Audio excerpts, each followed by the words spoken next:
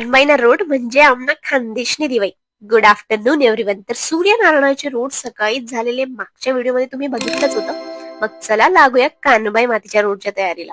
म्हणून परत अंघोळ करून स्वयंपाका लागले. पुन्हा खीर, आमटी, पुरणपोळी आणि पुरणाचे दिवे तयार करायला घेतले. तुम्ही बघत असाल की मेकअप दिसतोय. मी छोट्याशा कार्यक्रमासाठी गेली होती, त्यामुळे तो मेकअप दिसतोय. तुम्ही सर्व विचार करत असाल की कानबाई आणि रानबाई या कोणत्या देव्या आणि त्यांची पूजा कधीपासून करतात. या सर्व प्रश्नांचं उत्तर व्लॉग बघता बघता तुम्हाला नक्कीच मिळेल.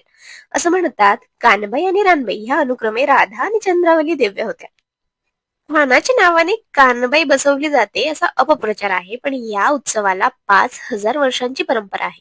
कोणत्याच मुसलमान खानाच्या नावाने देवी बसवली जात नाही. तेव्हा गुरु गोरक्षनाथ कान्ह देशात म्हणजेच आताच्या खान देशात नाथ संप्रदायाच्या प्रचारासाठी आले होते.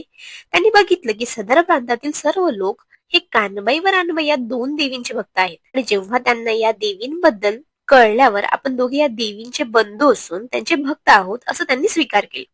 कानबाई आणि रानबाई या देवीचे पूजन खानदेशातील अहिर लोक साधारणतः 4,000 वर्षापासून करत असावेत असा अंदाज आहे. अहिराणी ही अहिरांची मूळ भाषा. या भाषेचा इतिहास 5,000 वर्षांपूर्वीचा आहे.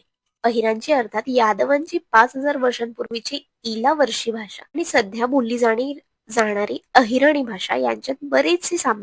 धुळे जिल्ह्यात साक्री तालुक्यात बळसाणे गावातील बार देवीचं मंदिर हे अहिरवंशी लोकांनी स्थापित केलेलं आहे. इथे राधा म्हणजेच कानबाई, चंद्रावली म्हणजेच रुक्मिणी, रानबाई त्यांच्या सखीं समवेत पूजले जाते. हे बळसाणे गाव म्हणजे उत्तर प्रदेशातील व्रज बरसाना राधा राणींचं गावाचे प्रतिरूप होय. जशी आपण दिवाळीत स्वच्छता करतो तशीच आमच्या कानबाई मातेच्या उत्सवा अगोदर स्वच्छता करावी लागते. या सणाचं एक वैशिष्ट्य म्हणजे माणूस कितीही कामात अडकलेला असला तरी कानबाईच्या रूटसाठी तो गावात येतोच. एक वेळ लगीन सराई, दिवाळी सारखे सण टळतील, पण कानबाई मायले पाठ कोणीच नाही दावस, अशा आमच्या कानबाई व रानबाईची गोष्ट. सर्व स्वयंपाक आटोपल्यावर कानबाई माता सजवायला घेतली, देवीची तयारी केली. मी साडी नेसून पूजा करायला घेतली. देवीला विडा अर्पण करून गजरा चढवला, ओटी भरली. ओटचा नैवेद्य दाखवून कानबाई मातेची